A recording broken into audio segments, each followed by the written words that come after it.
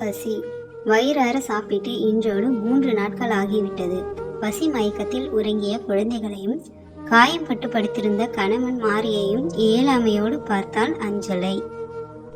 தொழிலுக்கு போய் 1 வாரமாகி விட்டது. கையில் சல்லி காசு இல்லை. குழந்தைகள் பட்டினியில் வாடி அவதிப்பட இப்படி ஒரு வாழ்க்கை தேவையில்லை என்ற முடிவுடன் எழுந்தாள்.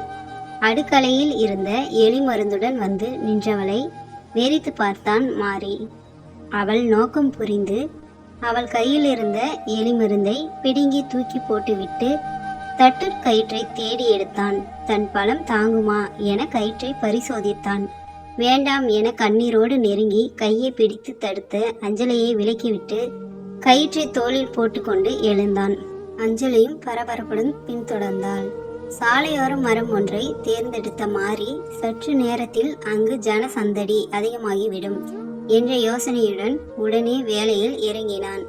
இறுகி கட்டிய கயிற்றை இழுத்து சோதித்தபடி அஞ்சலையை பார்த்தான். வழிந்த கண்ணீரை துடைத்தபடி தரையில் துணியை விரித்தவள் கையில் இருந்த மேளத்தை எடுத்து அடிக்க தடுமாற்றத்துடன் மாறி கயிற்றின் மேல் ஏறி நடந்தான். கூட்டம் சேர ஆரம்பித்தது.